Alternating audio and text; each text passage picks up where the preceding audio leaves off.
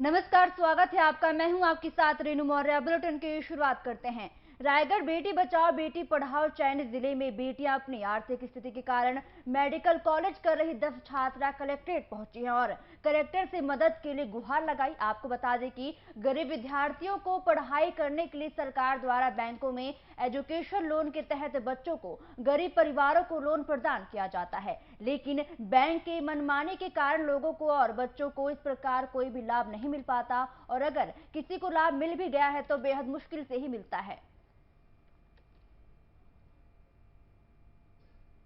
मानगा college nursing college की student हूँ, BSc nursing second year की। और हम लोग ना डीएमएफ आर फंड और सीएसआर फंड के तहत ना आवेदन करना चाहते हैं। हम लोग बहुत ही गरीब परिवार से हैं, इसलिए हम कलेक्टर सर से आर्थिक मदद चाहते हैं ताकि हमारे भविष्य में अच्छे से हम लोग पढ़ाई कर सकें और हमारी पढ़ाई में कोई बाधा ना आ सके। कौन सी क्लास में? मैं बीएससी नर्सिंग सेकेंड ईयर की स्टूडेंट हूँ। कलेक्टर से बात की? जी सर। सेकेंड ईयर क्या बोलेंगे? मैं बस यही चाहूँगी सर से कि हमारा जो भी लोन है, बैंक वाले लोन पास नहीं कर रहे हैं हमारा, तो सर के थ्रू हमारा थोड़ा मदद हो जाता है।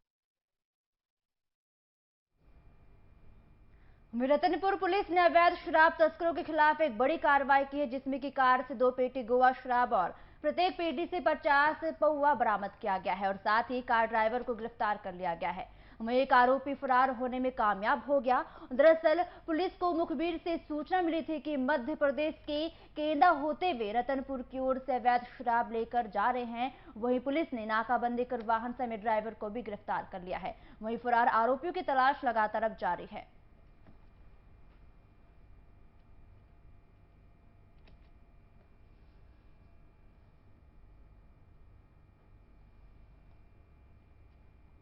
इंदौर में सांसद शंकर लालवानी ने अनूठी पहल करते हुए चाइना राखियों के अप्रत्यक्ष बहिष्कार के साथ स्वदेशी सांसद राखी भेजने के अभियान का श्री गणेश इंदौर की कृष्णपुरा छतरी पर किया गया है। यहां से देश की रक्षा के लिए चाइना बॉर्डर पर तैनात सैनिकों को 21,000 राखियां मातृ शक्ति के द्वारा भेजी गई हैं। अभियान के शुभारंभ पर पूर्व सांसद शंकर लालवानी की उपस्थिति में कृष्णपुर छतरी पर भारत माता की आरती भी की गई और इस अवसर पर मीडिया से चर्चा करते हुए सांसद शंकर लालवानी ने कहा है कि पहले राखी बनाने के लिए जो भी सामग्री लगती थी उसमें से अधिकांश चाइना से आते थे और अब ये जो राखियां बनाई जा रही हैं यह पूरी तरीके से स्वदेशी हैं। शनिवार से यह सभी राखियां राजबाड़ा पर पुलिस चौकी के पास आमजनों के विक्रय के लिए भी उपलब्ध रहेंगे।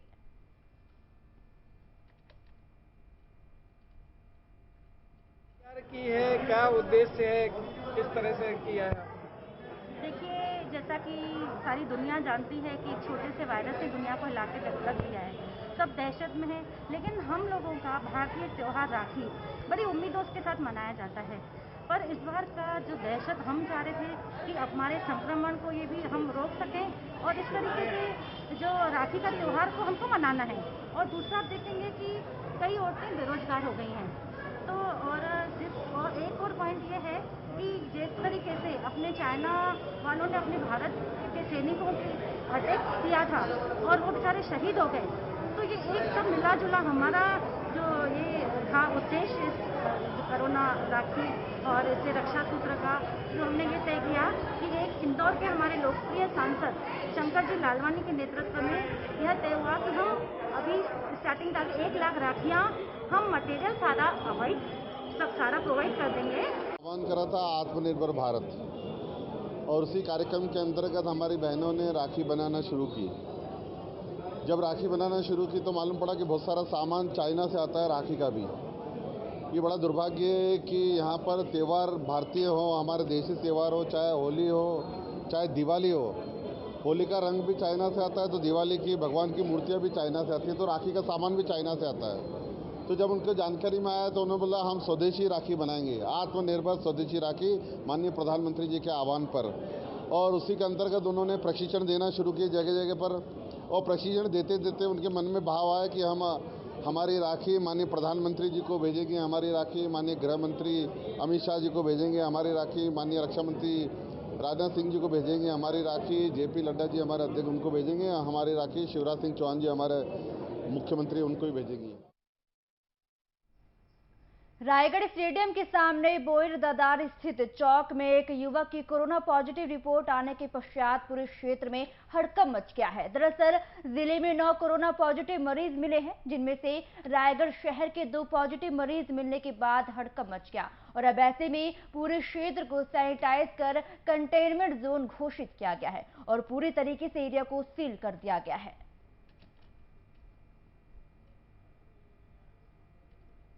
व्यक्ति के बारे में पता चला है जो कि आंध्र प्रदेश से आया है और इनकी सारी पाए हैं। उसके बाद अभी जांच कराने पर धनात्मक केस की पुष्टि हुई है। अभी हम उनके लिए शिफ्टिंग करने की तैयारी कर रहे हैं कोविड हॉस्पिटल में और उनके जितने भी प्राइमरी कॉन्टैक्ट में आए हुए लोग हैं उनको ट्रेस करें, फिर उनकी भी जाँच कराई जाएगी और उसके हिसाब से भी आगे भी सर उनके फैमिली वालों को भी जांच कराई जाएगी? जी, उनकी फैमिली एक आंध्र प्रदेश में रहती है, वो अकेले यहाँ MSP में जॉब करते हैं। तो अभी उनके साथ में कोई नहीं है, वो अकेले ही रहते हैं यहाँ। उनके अगल बगल मकान मालिक जो भी हैं जो उनके कांटेक्ट में आए हैं उनका हम ट्रेस अभी कर रहे हैं।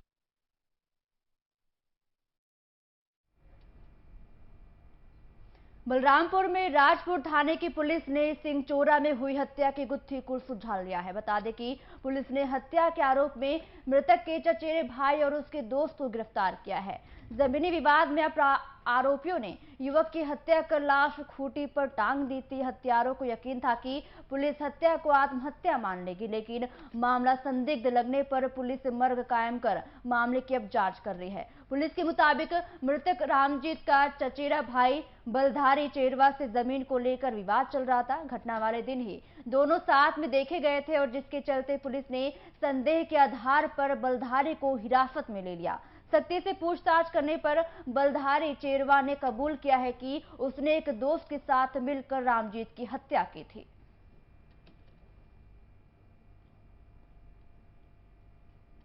हुआ था उसी रात को 2 लड़के उनको रात में घर में छोड़े थे, तो उन्हीं को हम लोग को शक था और उन्हीं को शक के हिसाब से हम लोग तो 2-3 बार थाना में बुलाए, पूछताछ किए। उसके बाद में वो लास्ट में वो अपने हत्या करना कबूल किए।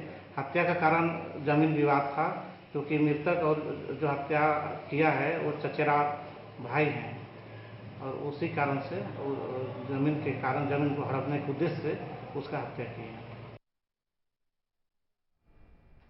वहीं जगदलपुर शहर के संजय मार्केट इलाके में एक युवती के कोरोना वायरस पाए जाने के बाद सब्जी मार्केट को बंद करने का फैसला जिला प्रशासन ने लिया है और इस सब्जी मार्केट को बंद कर दिया गया और साथ ही इस इलाके को कंटेनमेंट जोन या बफर जोन में बांटा गया है। आपको बता दें कि संजय मार्केट इलाके में रहने वाली युवती डिमरूपाल स्थित मेडिकल कॉलेज में नर्स का काम करती है। शहर में कोरोना वायरस को बढ़ने से रोकने के लिए एहतियातन यह कदम उठाया गया है। वहीं संजय मार्केट में सब्जी बेचने वाले विक्रेताओं के लिए लालबाग, धर्मपुरा और गीदम रोड में वैकल्पिक व्यवस्था की गई है। कंटेनमेंट जोन के इस इलाके में इमरजेंसी सेवाओं के अलावा बाकी की सभी गतिविधियों पर पाबंदी रहेगी।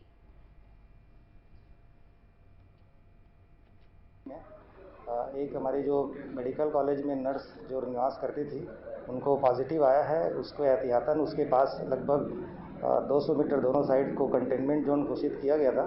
उसके साथ ही क्योंकि वहाँ पर शहर और पूरे एरिया का सबसे बड़ा मार्केट संजय मार्केट और पीछे जो हमारा जो एरिया है पूरा काफ़ी उसमें दुकानें हैं, तो हाथा स्कूल ग्राउंड से लेकर MLB स्कूल से बस्तर ऑटो और संजय मार्केट के एरिया इतना जो बड़ा एरिया जहाँ पर संभावित क्योंकि उस एरिया में आना जाना लोगों को रहता था, उसको अभी एहतियातन तौर पे कलेक्टर सर के द्वारा बफर जोन घोषित किया गया है।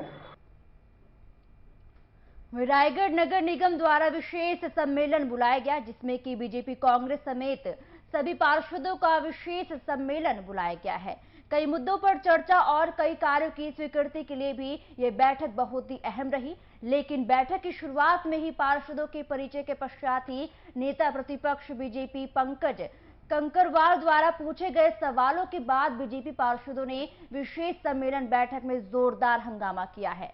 दरअसल शासन से पत्र आने के पश्चात ही 1 महीने विलंब हो गया और विशेष सम्मेलन नहीं बुलाया गया और ऐसे में बीजेपी पार्षदों द्वारा कांग्रेस पार्षद और सभापति पर और महापौर पर कई आरोप लगाते हुए पूरे विशेष सम्मेलन का बहिष्कार कर दिया गया है।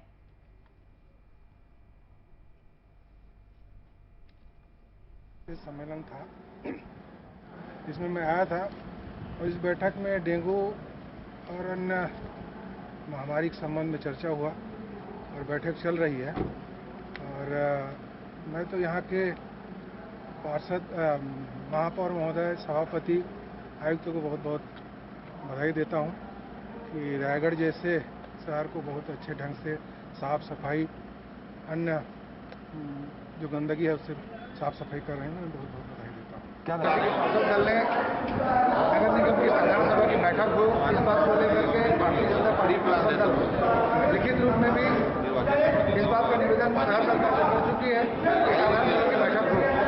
परंतु शहर सरकार अपने आप को कमजोर मानते हुए, क्योंकि ऐसे बहुत सारे विषय हैं जिसको साधारण सभा की बैठक होगी तो निर्वाचित जनप्रतिनिधि उस विषय को मंत्री के माध्यम से शहर सरकार को कटघरे में खड़ा करेगी। शहर सरकार अपनी जिम्मेदारी से भागते हुए जवाबदेही से अपने आप को बचाने के लिए आज ये विशेष बैठक आहूत की। आज निगम द्वारा विशेष सम्मेलन को बुलाया गया है, जो विशेष सम्मेलन का कोई उचित नहीं है। जो 1 महीना पहले राज्य सरकार ने अनुमति दे दी थी बैठक कराने की, और हम पार्षदों को धोखा में रखकर और ये बहुत कम समय में बैठक बुलाया जा रहा है करके बोला गया है, जिसमें हमने निगम के बड़े बाबू द्वारा कागज को बनाया गया है, जिसमें 1 महीने का समय था और विशेष साधारण सम्मेलन के लिए कम से कम 8 दिन की समय में हो जाती है। और ये छिपा के इस टाइप का अपने जो भ्रष्टाचार को छिपाने के लिए इस प्रकार के लोग षड्यंत्र किए हैं। इस तरह के लिए भाजपा कभी इन पे माफ नहीं करेगी। और आप विशेष सम्मेलन में ऐसा कोई भी मुद्दा जनहित में नहीं है। हम ऐसी जनहित मुद्दा जहां नहीं रहेगी उसका हम साथ नहीं देंगे। और हम पैसों का निवेश करके पूंजी जमा करने के नाम पर कई चिटफंड कंपनियों ने अपने पैर पसार लिए हैं।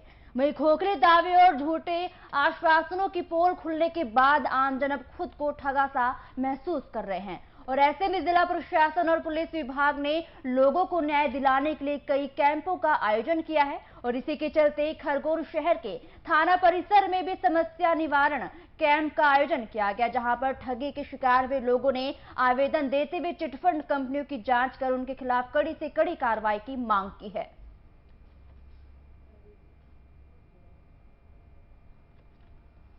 एजेंट बैंक 2015 में बंद हो गई थी, बाकी एजेंट हमसे पैसे लेते गए।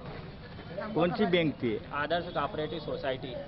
कितने लोग हैं इसे? कम से कम 1000-1500 लोग हैं। कब से जमा कर रहे थे आप? हम 2015 से करते हुए आए। कितना पैसा गया आप? हमने कोई के 4 लाख है, कोई के 5 लाख है, कोई के 60,000, कोई के 15,000, कोई के 2,000। बैंक फरार हो गई है, सरकार दे रहे हैं, बैंक बने अभी। और 1 से 1.5 करोड़ का उन्होंने लोन लिया है। मेरे को एक बार मेरी एक एफडी के 1 लाख रुपए उन्होंने घर आके दिए और मुझसे ये निवेदन करा कि अब आप चुप रहो, आपकी पूरी राशि आपको हम लौटा देंगे। चूँकि आज 3 साल 4 साल हो गए, ना तो उनका पता है ना कोई राशि मेरे को अभी तक इन्होंने लौटाई है। कितनी राशि थी आप? और बैंक का भी जो थी राधा वल्लभ मार्केट में, वो भी बंद करके चले गए। कितनी राशि कितनी थी? मेरी राशि 3 लाख रुपए। क्या अभी आप यहाँ पर शिकायत की, क्या कहा? सारों लोगों ने आश्वासन दिया है और कार्रवाई करी जाएगी और उन्होंने नंबर लिए हैं और आगे उन्होंने बोला है कि अगर कार्रवाई होगी आपको भी बुलाया जाएगा।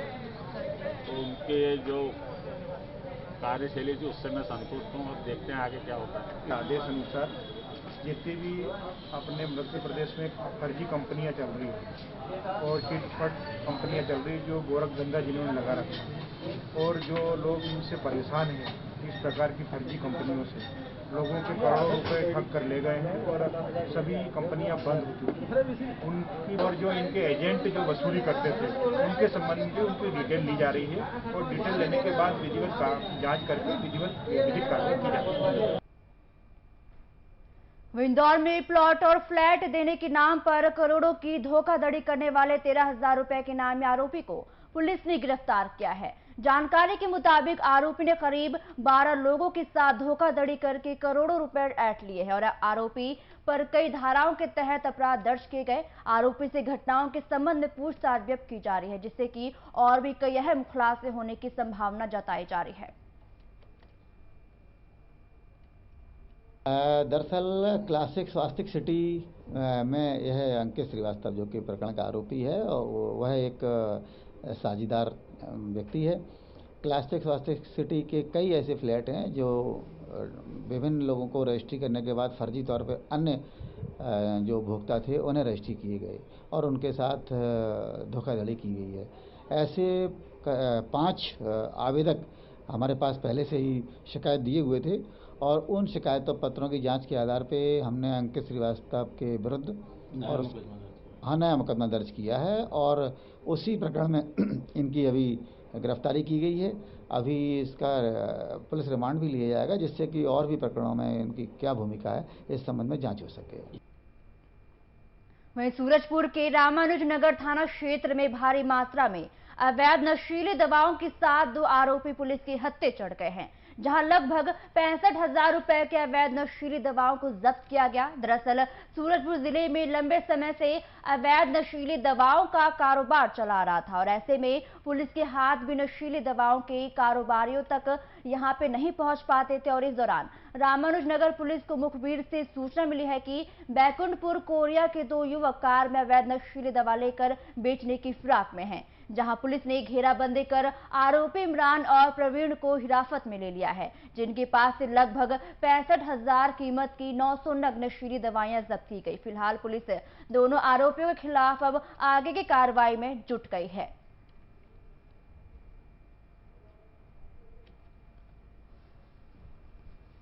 बैकुंठपुर से 2 व्यक्ति एक मारुति 800 कार में कुछ नशीली दवाइयाँ सिरप लेके आ रहे हैं। इस सूचना पर हम लोग अपने जो सीमा है सूरजपुर जिले की सीमा उसी पर हम लोग खड़े हुए थे। उधर से एक गाड़ी आई, उसको रोकने से तलाशी ली। तलाशी से सिरप 55 नग अलग अलग 4-5 पेटियों में और 864 कैप्सूल नशीला कैप्सूल ये आरोपियों को कब्जे से जब्त किया गया है और उनकी गिरफ्तारी की गई है। वहीं 3 साल से सब इंस्पेक्टर कांस्टेबल के लिए भर्ती नहीं निकलने से कैंडिडेट्स का सब्र लगातार अब टूटने लगा है। कई जिलों से आए 100 युवा मुख्यमंत्री शिवराज सिंह चौहान से मिलने सीएम हाउस जाने को जुटे हैं, लेकिन पुलिस ने रविंद्र भवन के पास ही उन्हें रोक लिया है, जिसके बाद वे मंत्रालय परिसर में सड़क पर बैठकर सीएम का इंतजार करते रहे। पुलिस के पूछने पर गर्ल्स कैंडिडेट ने कहा है कि वे मामा जी को राखी बांधने आई है। पुलिस ने यह भी कहा है कि यह प्रतिबंधित क्षेत्र है, यहां नहीं बैठ सकती। नहीं माने तो पुलिस ने बलपूर्वक 6 गर्ल्स कैंडिडेट्स की हिरासत में उनको ले लिया है और टीटी नगर यहां पे ले जाकर छोड़ दिया गया। वहीं इनके साथ मौजूद बॉयज कैंडिडेट्स को भी खदेड़ा गया है। वहीं कैंडिडेट्स का कहना है कि भर्ती नहीं निकलने से हजारों युवा ओवरेज होते जा रहे हैं।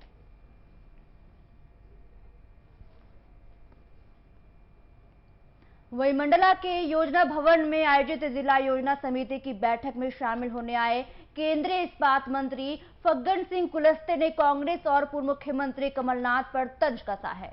इस दौरान उन्होंने कहा है कि प्रदेश में फिर से सरकार बनाने का सपना कमलनाथ को नहीं देखना चाहिए, क्योंकि अब उनके हाथ से बाजी निकल गई और चिड़िया अब उड़ चुकी है। केंद्रीय मंत्री फग्गन सिंह कुलस्ते का बयान राज्यसभा में दिग्विजय सिंह और ज्योतिरादित्य सिंधिया के अभिवादन पर कहा है कि राजनीति में कोई किसी का दुश्मन नहीं होता है, सभी जनता के लिए लड़ते हैं और राजनीति से बाहर आपस में बहुत अच्छे दोस्त होते हैं। कमलनाथ पर निशाना साधते हुए कहा कि अब जनता और विधायक हमारे साथ हैं। फग्गन सिंह कुलस्ते ने आगे कहा है कि कमलनाथ जो फिर से सरकार बनाने का सपना देख रहे हैं, जो अब कभी पूरा नहीं हो सकता है।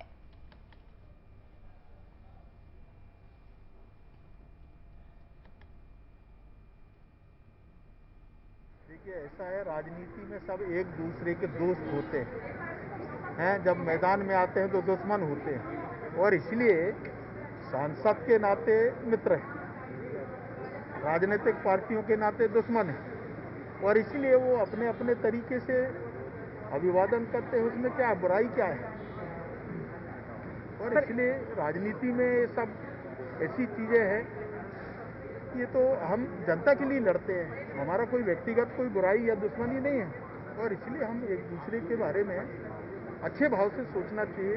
अब देखिए, ये तो कमलनाथ को पता नहीं, हो सकता है स्वप्न आता हो रात में और इसलिए इस प्रकार की बात वो करते हैं, परंतु देखिए एक बार चिड़िया उड़ गए तो फिर उसका कोई इलाज नहीं है।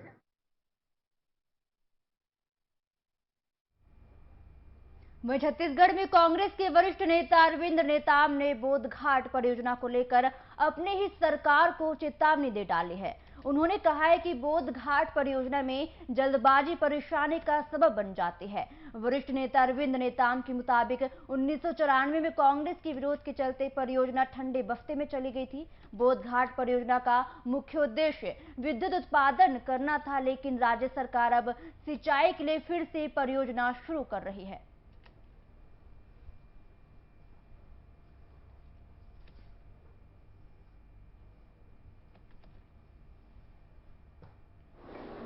मुख्य रूप से जो बोधघाट प्रोजेक्ट, जिसको इंदिरा सरोवर भी कहते हैं,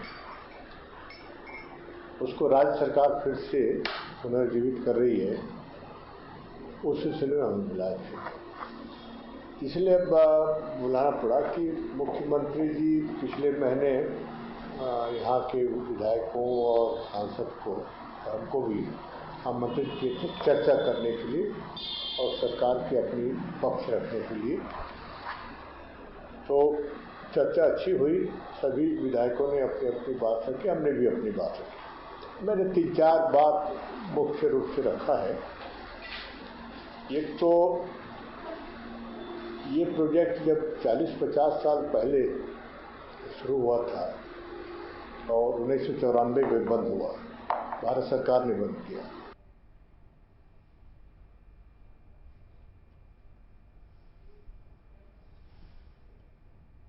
वहीं तेंदुखेड़ा में कोरोना पॉजिटिव 2 मरीज सामने आए हैं। प्रभावित क्षेत्र को प्रशासन ने कंटेनमेंट एरिया घोषित करते हुए सील कर दिया है। संदिग्ध मरीजों के सैंपल जांच के लिए भेजे गए थे। बीती रात जांच रिपोर्ट आने पर पता चला है कि दोनों व्यक्ति कोरोना संक्रमित हैं। एसडीएम आरएस राजपूत ने लोगों से अपील करते हुए कहा है कि उन्हें घबराने की जरूरत नहीं है। प्रशासन के नियमों के साथ साथ सोशल डिस्टेंसिंग का पालन करना, मास्क लगाए रखना बहुत ही जरूरी है। बिना वजह घर से बाहर न निकले और सैनिटाइज का इस्तेमाल लगातार करते रहे। कोरोना वायरस से सतर्क रहकर ही सुरक्षित रहा जा सकता है।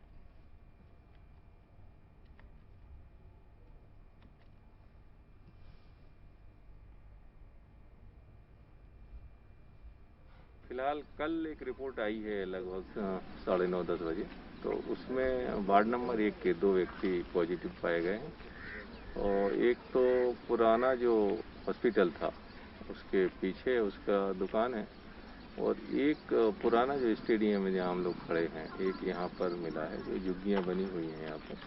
तो एक व्यक्ति वो है, एक व्यक्ति जो मार्केट वाला है उसका ये दुकान पर काम करता था। तो 2 व्यक्ति मिले हैं। दोनों जगह को अपन ने कंटेनमेंट एरिया घोषित करने का प्रस्ताव दिया है। दोनों जगह पर थाने द्वारा पुलिस बल लगाया गया है।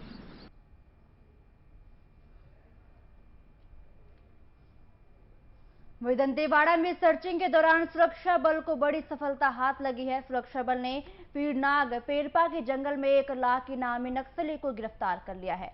नक्सली 2 ग्रामीणों समेत 21 जवानों की हत्या में शामिल था। नंदा कुंजाम नाम का नक्सली मलंगगिरी एरिया कमेटी की पीरनार पंचायत का अध्यक्ष था। पुलिस के मुताबिक नंदा कुंजाम ने नक्सलियों के शहरी नेटवर्क के बारे में कई अहम खुलासे किए हैं। नक्सली नंदा कुंजाम मार्च 2014 में एसआर धर्मकाटा किरंदुल के पास ट्रकों की डीजल टंकी में आग लगाकर पुलिस पार्टी पर फायरिंग करने की घटना में शामिल था।